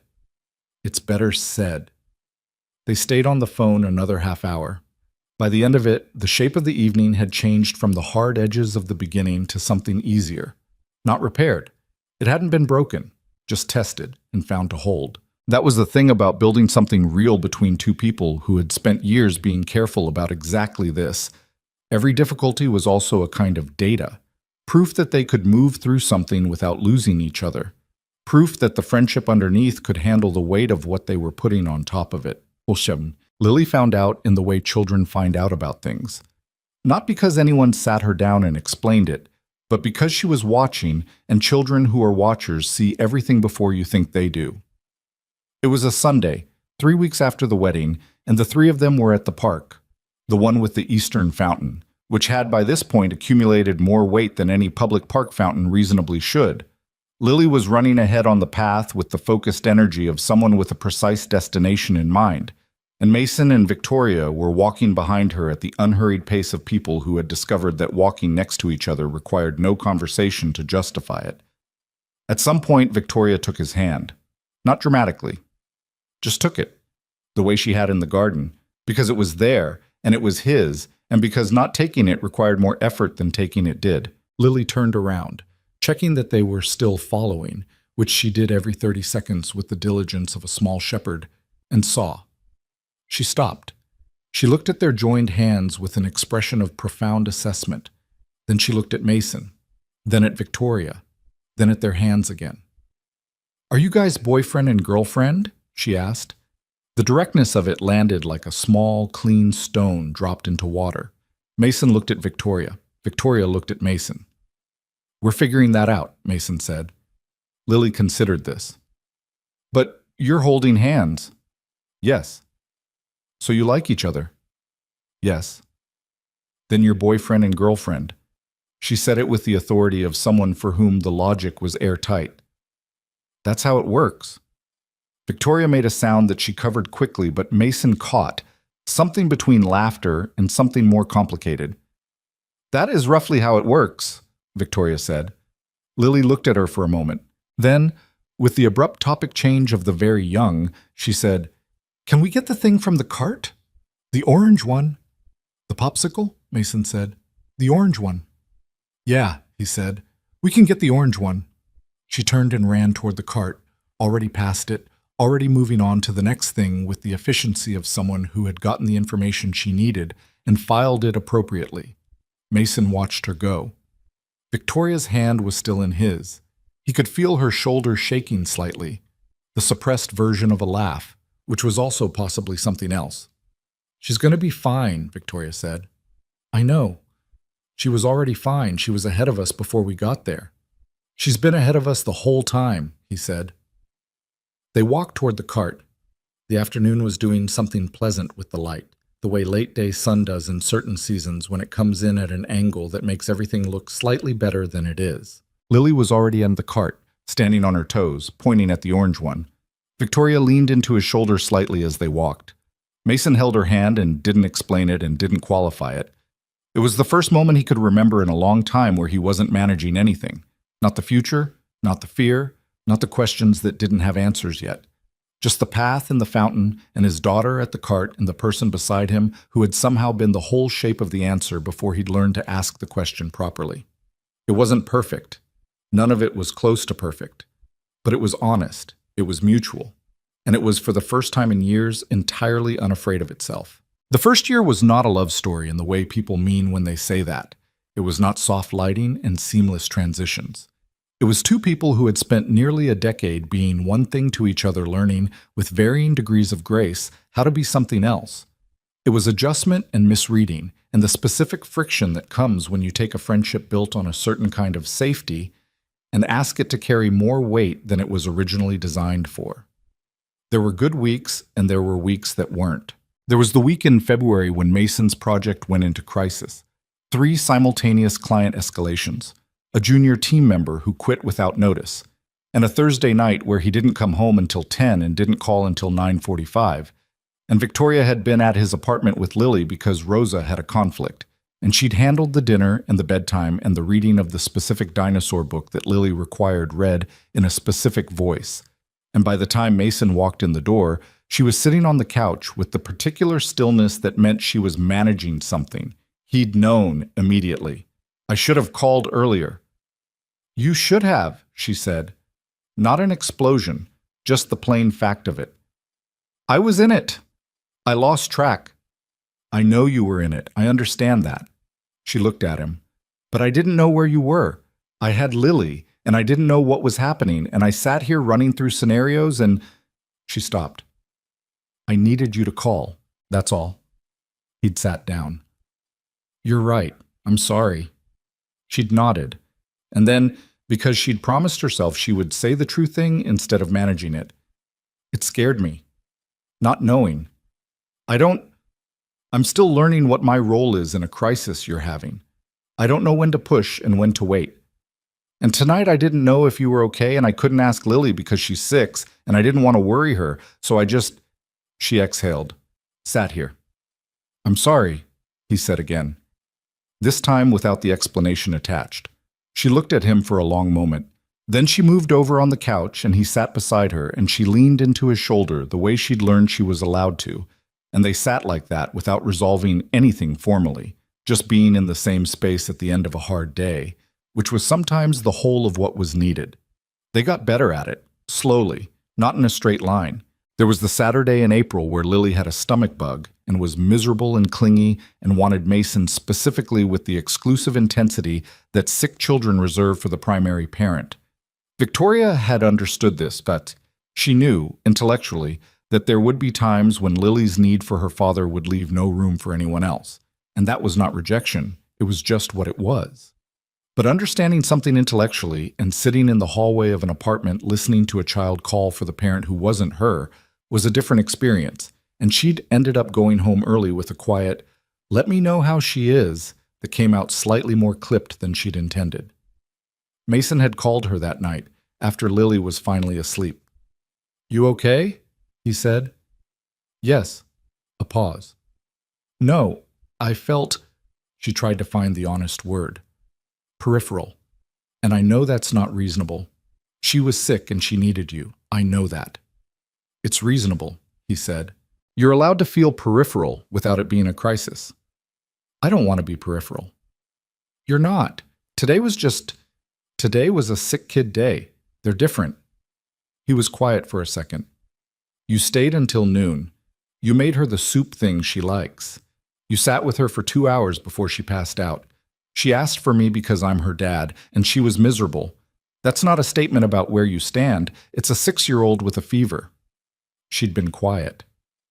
Victoria, you're not peripheral. You're becoming her person. That just takes time. How much time? I don't know. It's not a schedule. He paused. But I've watched her with you. I've been watching it for a year. It's happening. She'd stayed on the phone for another hour. By the end of it, the feeling had not disappeared completely, but it had been named, and named things are always more manageable than unnamed ones. That was the year. 2 steps forward and 1 step back, and the occasional stumble that required a full stop and a proper conversation. They had those conversations. That was the thing that mattered most, looking back. They had them when they were inconvenient, when both of them were tired, when neither of them wanted to be the one to say the hard thing. They'd made a deal on the night after the wedding, and they kept it, imperfectly and repeatedly, and with the kind of effort that doesn't look like effort from the outside, but costs something real from the inside. By summer, Lily had stopped asking whether Victoria was coming over and started assuming she was. By August, she had assigned Victoria a specific mug, the blue one with the small chip on the handle that was nonetheless her favorite, and had been allocated without ceremony or announcement one Sunday morning when Victoria had reached for a different one, and Lily had said, with complete authority, "That one's yours." Victoria had looked at Mason. Mason had looked at the mug. Neither of them had said anything about it afterward, but Mason had noticed that the blue mug was always in the front of the cabinet after that, ready. By the end of the first year, the shape of things had changed in ways that were difficult to pinpoint precisely because they'd happened gradually. Victoria knew where the spare blankets were, and which drawer held the batteries, and what Lily's teacher's name was, and exactly how Mason took his coffee on mornings when he was stressed versus mornings when he wasn't. Mason knew which meetings drained Victoria, and which ones energized her, and when her silence meant she needed space versus when it meant she needed someone to ask. They'd stopped performing for each other in the small ways people perform when they're still establishing trust, still checking whether the ground would hold. The ground held. Not because it was perfect, because they kept repairing it when it cracked. That was the whole of it. That was the only real secret, if there was one. The second year was quieter and more ordinary and, in many ways, more important than the first. Victoria's lease came up in March. She mentioned it to Mason on a Tuesday evening, casually, the same careful casualness she'd used to mention the wedding invitation 18 months ago. "Lease is up in 60 days, need to figure out the renewal." Mason had looked at her over the rim of his coffee cup for a moment. "Or," he said. She looked back at him. "Or," she agreed. They had the conversation properly that weekend, not with the casual shorthand, but the full version. What it would mean practically, logistically, emotionally, the concerns that needed to be named before they could be set aside. Victoria had a long-running system for her workspace, a separate home office she used for early mornings and late-night work sessions when she needed quiet. Mason's apartment would need to accommodate that. Lily would need to be talked to, properly, not just informed. "She's going to lose her mind," Mason said. "Probably. In a good way." "I know, but we still tell her properly. We don't spring it." He agreed. They told Lily on a Saturday afternoon, sitting at the kitchen table with the remnants of lunch still around them. Mason had said, "You know how Victoria has her own apartment?" Lily had looked at him with the expression of someone who has been waiting for a particular sentence for quite some time. "She's going to come live with us." Lily had been quiet for exactly 3 seconds. Then she'd gotten off her chair, walked around the table to Victoria, and put both arms around her waist with the firm, total commitment of a 7-year-old who has decided something is good and requires no further analysis. Victoria had looked at Mason over the top of Lily's head. Her eyes were doing the thing they did at the wedding, which he was now fluent in. He'd looked at his kid and the woman his kid was holding on to, and thought about everything he'd built in this apartment alone, the routines and the workarounds and the specific sadness of a life that was full and still somehow shaped by absence, and felt it rearrange itself. not disappear. Rearrange, like the same materials assembled into something that finally fit. The move took 2 weekends and was chaotic in the way moves always are, underestimated and overcomplicated, involving a bookshelf that refused to go through the hallway at any angle, and a box labeled miscellaneous that turned out to contain 17 things that needed their own category. Victoria was methodical about her own things, and slightly horrified by the organizational system of Mason's kitchen cabinets, which she began addressing on day 2 with the contained focus of someone who considers this a professional obligation. "You have 3 can openers," she said, holding them up. "There might be a reason." "There is no reason. There has never been a reason." He took 2 of the can openers without comment and put them in the donation box. She watched him. "You didn't argue." "I've learned." "You've barely learned." "I'm learning." She put the remaining can opener in the correct drawer and moved on. Mason stood in his kitchen watching her move through the space with the focus and mild irritation of someone reorganizing a system that offends her, and thought, this is what it looks like. Not the version he'd been afraid to want, some idealized, composed picture. This, can openers and mismatched boxes and her knowing exactly where things should go and being mildly exasperated that they weren't already there. This was what he'd been standing with his back to for 9 years. He thought, standing there, that the saddest thing about fear is not what it protects you from. It's what it keeps you from having. And you don't always know what you've been missing until the day you stop turning away and look directly at it and find it looking back at you, entirely patient, still there. But by the time the second year finished, they had built something that had its own particular texture. Sunday mornings remained. They were different now, like noisier, more contested for counter space, Lily more present in them. The coffee taking longer because Victoria had opinions about the ratio that she'd been right about from the beginning. Mason conceded this around month 3 of cohabitation and never mentioned it again. They argued. Not often, but when they did, it was real. The kind of argument that comes from 2 people who know each other well enough to hit the actual thing instead of the surface. They'd learned, over time, the difference between an argument that needed to finish that night and one that needed to be slept on. They got it wrong sometimes. They were getting it wrong less. Lily grew. She was 8 by the time the second year ended, taller, more articulate, increasingly opinionated about everything from breakfast to whether her school's reading list was appropriately diverse. She had Mason's jaw and Victoria's directness, and the specific combination of those 2 things was something teachers mentioned at parent-teacher conferences with expressions that contained both admiration and mild apprehension. Victoria attended the parent-teacher conferences. The first time, she'd sat beside Mason in the small plastic chair that was designed for someone considerably shorter and listened to Lily's teacher describe Lily's strengths and areas for growth. And she'd ask questions that were incisive and practical and that Mason could not have formulated because he was too close to it. On the walk back to the car, Mason had said, "You were good in there. I just asked what needed asking. You saw it from the outside. I needed that." She'd looked at him. "I'll always do that, if you let me." "I'm letting you," he said. "I've been letting you." She'd taken his hand on the parking lot asphalt, and they'd driven home to find Lily with Rosa, who was 19 now and in her second year of college and still their most reliable person in a crisis. The proposal was not planned. That was the thing Mason would say later when people asked, and they always asked, because people love the architecture of a proposal, the evidence of intention and staging. He would say, "It wasn't planned," and they'd look at him like that was incomplete, like there had to be more to it. But it was just the truth. He hadn't planned it. It was a Thursday evening in October, the second October of them living together. Lily was asleep. The apartment was quiet in that specific late evening way, the city doing its low-level background work outside the windows, the kitchen clean, the lamp in the living room doing something warm with the corner it was in. Victoria was on the couch with her laptop, going through something from work with the focused frown she wore when the numbers weren't saying what she needed them to say. She had her hair down. She almost never had her hair down. It was always up for work, for going out, for anything that required presentation.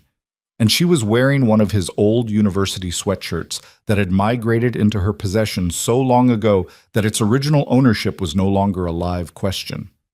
Mason was in the armchair across from her with a book he hadn't been reading for the last 20 minutes because he'd been watching her instead. Not in a dramatic way, just the way you look at something you've stopped taking for granted. He thought about the night in his hallway with the call that hadn't ended. He thought about the park bench and the coffee shop and the wedding garden. He thought about the can openers and the blue mug and the parent-teacher conference and every hard conversation they'd had in 2 years that they'd come out the other side of. He thought about Lily calling for him on the sick day and Victoria sitting quietly in the hall and calling him that night and telling him honestly that she'd felt peripheral and the way that honesty had mattered more than any managed version of it would have. He thought about the version of himself that had stood in that hallway with his back carefully turned to the most obvious thing in his life for years and felt something between amusement and tenderness toward that version. It had made sense at the time. It just hadn't been true. He put the book down. Victoria. She looked up from the laptop, registered his expression, whatever it was, and tilted her head slightly. What? He didn't have a speech. He hadn't prepared one. He'd thought about this in a vague, future-tense way for months, but he'd never put it in sequence, never arranged it. What he had was the simple thing, the true thing, the only version that felt right for two people who had made a deal about honesty. I don't want a future that doesn't have you in it, he said. Not because you're good for me, not because it makes sense, though both of those things are true, but because I spent years imagining what the future looked like, and you were already in every version of it before I let myself admit it. And I'm done imagining. He paused. I want you to marry me, not because it's the next step, because you're who I want to be next to. Victoria had gone very still. Her laptop was still open. The numbers were still not saying what she needed them to say. Neither of those things mattered anymore. She looked at him for a long moment with the full weight of someone who is deciding whether the thing in front of them is real. Not because they doubt it, but because they've wanted it long enough that the moment of it arriving required verification. You don't have a ring, she said. I know. You didn't plan this. No. You're proposing from an armchair. I am. She looked at him. Something moved through her expression. The whole long history of it, 9 years and a phone call and a park bench and a wedding garden and 2 years of the ordinary difficult work of building something real, all of it moving through her face in the space of a few seconds. Yes, she said. Not of course, that would have been too easy, too performed. Just yes. The plain word, said plainly, which was how she said things when they were true. He crossed the room and sat beside her on the couch, and she closed the laptop, and they stayed there for a long time without needing to fill it with anything more than what it already was. Later, much later, after the ring had been chosen together on a Saturday, when Lily had insisted on coming and had strong opinions about the settings, and turned out to have genuinely good taste, Mason would think about the word yes and the particular way she'd said it. Not performed, not relieved, just certain. The way she was about things, she'd already decided. She'd already decided, long before he asked. The same way he had. They just needed to stop being afraid at the same time. Well, the wedding was small by the standards of what Victoria could have planned if she'd applied her professional capacity to it. She could have organized something extraordinary. She had the contacts, the vision, the relentless logistical competence. She'd made a deliberate choice not to. 60 people. The venue, a restored building with good bones and real light. Lily as flower girl, a role she'd accepted with the gravity of someone given a serious professional assignment. Lily had taken it seriously. She'd practiced the walk. She'd had opinions about her dress, a pale sage that had been her first choice and everyone else's third, and she'd been right about it, which she'd noted without excessive satisfaction. On the morning of the wedding, she'd been composed in a way that was slightly unnerving for 8 years old, moving through the getting ready process with a calm that made Mason suspect she'd rehearsed this in her head many times. Victoria had gotten ready with her mother and her cousin Renata, who was 4 months pregnant and had cried twice before the ceremony started. Carol was there. Carol was always there. In the front row, with an expression of I told you so satisfaction, so complete it had become its own kind of affection. Mason stood at the end of the aisle in a suit that fit correctly, because Victoria had taken him to be properly measured, which had been its own quietly funny afternoon. He stood with his best man, an old college friend named Trevor, who had given a speech the night before that was approximately 30% roast and 70% genuine, which was the right ratio. He watched Lily come down the aisle first. She walked with complete seriousness, the basket of petals distributed with precise, controlled intervals, eyes forward. When she reached the front, she took her position beside him, looked up, and said in a voice that carried slightly more than she'd intended, "You're nervous." "A little." "Don't be," she said. "She's been ready forever." He looked at his daughter, 8 years old, sage dress, the quiet certainty that had always been the best of both of them. And something settled in his chest so completely it felt like the last piece of a thing clicking into place. Then the music changed. Victoria came down the aisle on her father's arm, and Mason saw her, and everything he'd been about to think dissolved into the simple fact of her. She was wearing something that was exactly right and completely her. Not the composed professional version or the defended private version, but something that held both and transcended both. Her hair was up with a few pieces loose, the way she never wore it normally, the way that made her look like herself, but more so. She was looking directly at him. Not at the room, not at the aisle, at him. Her eyes were bright, not the elegantly composed bright of a woman determined to hold it together. The genuinely overwhelmed bright of a woman who had spent years imagining something and was now walking toward the actual version of it. When she reached him, her father placed her hand in Mason's and stepped back, and she exhaled, a small, audible exhale, like setting down something heavy, and looked at him and almost smiled. "You're nervous," she said, quiet enough for only him. Your daughter said the same thing. Our daughter, she said, simple, factual, like it had always been true. He held her hand. Das. The vows were personal, which they'd both agreed on from the beginning. No borrowed language, no borrowed structure. The things they'd actually say. Mason went first. He held both her hands and looked at her and said, I spent a long time being very good at not saying things. I told myself it was protection, protecting what we had, protecting Lily, protecting the life I'd built. And some of that was true. But most of it was just fear wearing responsible clothes. A breath. The bravest thing I've ever done, other than raise our daughter, was stop explaining away what I felt about you and just say it. And I want to spend the rest of my life doing that. Not perfectly, not without getting it wrong, but honestly, every time. He paused. I heard something once, he said, that every future you imagined, I was already there. He felt her hands tighten slightly on his. I need you to know that the same was true for me. Every version I let myself have, you were already in it. I just needed to be brave enough to stop turning away.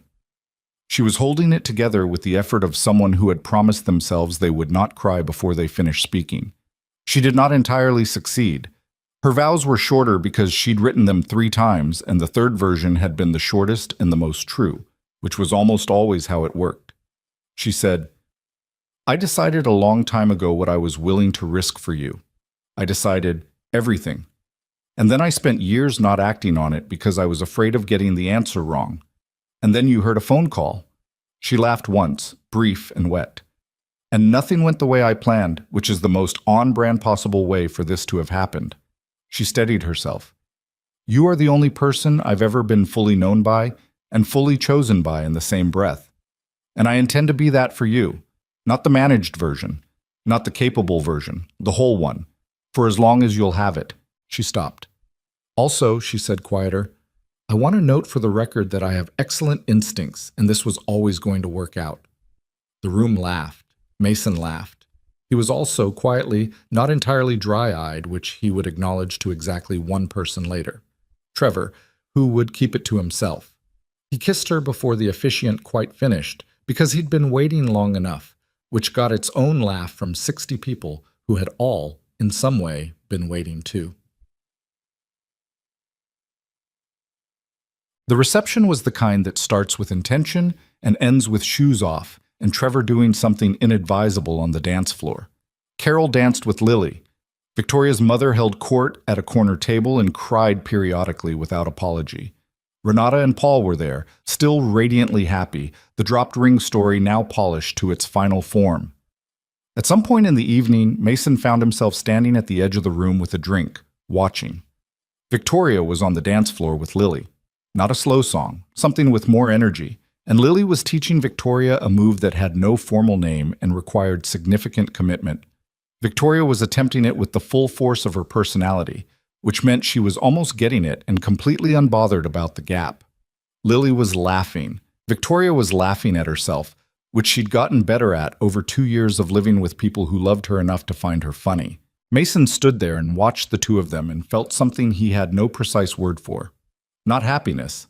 That was too thin for it. Not relief. That was too small.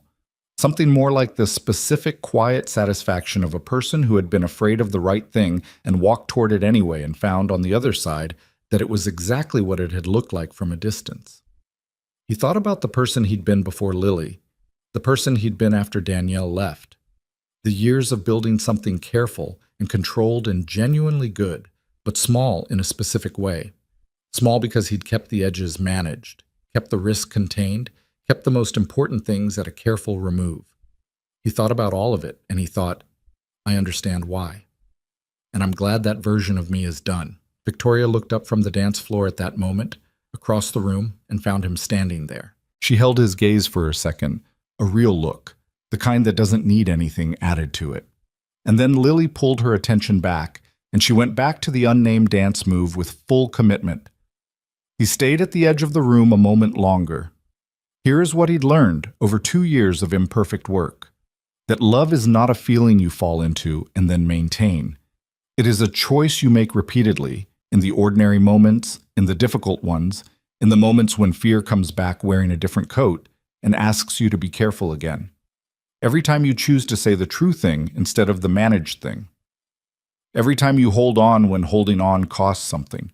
Every time you look at the person beside you and decide again that this, imperfect and complicated and real, is what you want to build your life inside. He'd been afraid of disrupting the life he'd built for Lily. What he hadn't understood, what he'd needed 2 years to understand fully, was that he hadn't disrupted it. He'd finished it. He crossed the room and stepped onto the dance floor and found Victoria in the middle of it, Lily now diverted by Carol and a plate of desserts. He took Victoria's hand. She looked at him. What's the unnamed move? He asked. I don't know. Lily invented it. It involves this. She demonstrated. It required more hip than he had available. I can't do that.